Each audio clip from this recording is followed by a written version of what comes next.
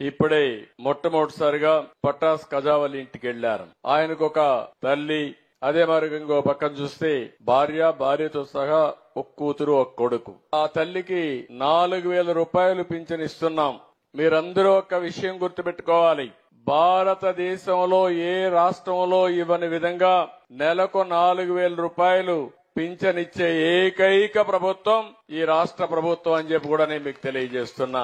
మీకు కూడా అవసరాలు చాలా ఉన్నాయి. ఇప్పుడు ఆ పెద్దమ్మ మాట్లాడింది, ఎంత బాగా మాట్లాడిందంటే మా వాళ్ళు ఎంబీఏ చేశారు కానీ ఎంసీఏ చేశారు, పీహెచ్డీ చేశారు. వాళ్ళిద్దరికంటే బ్రహ్మాండంగా మాట్లాడింది. నిజ జీవితంలో పీహెచ్డీ చేసింది ఆవిడ.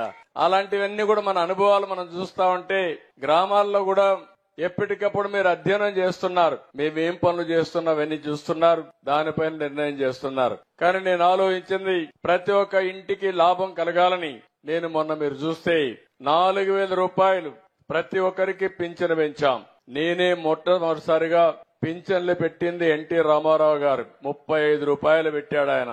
దాన్ని 70 రూపాయలు చేశాను. ఆ తర్వాత 200 రూపాయలు చేస్తే నేను ముఖ్యమంత్రి అయిన తర్వాత ఒకటేసారి 5 ఏళ్లలో 2,000 రూపాయలు చేసిన పార్టీ తెలుగుదేశం పార్టీ. ఆ రోజు ఈ రోజు 3,000 నుంచి 4,000 రూపాయలు చేశాం. సంవత్సరానికి 35,000 కోట్లు ఖర్చు అవుతుంది.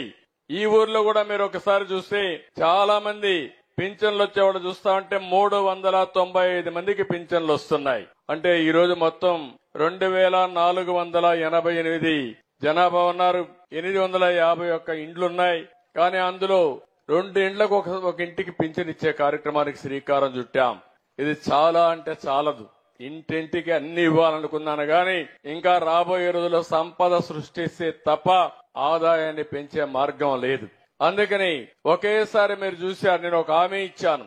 ఏప్రిల్ నుంచి పింఛన్ ఇస్తానని చెప్పాను. ఇచ్చిన మాట ప్రకారం ఏప్రిల్ నుంచి కూడా పింఛన్ ఇచ్చి ఒకేసారి 7,000 రూపాయలు మీ ఇంటికి తెచ్చిచ్చిన ఘనత ఈ ప్రభుత్వానిది.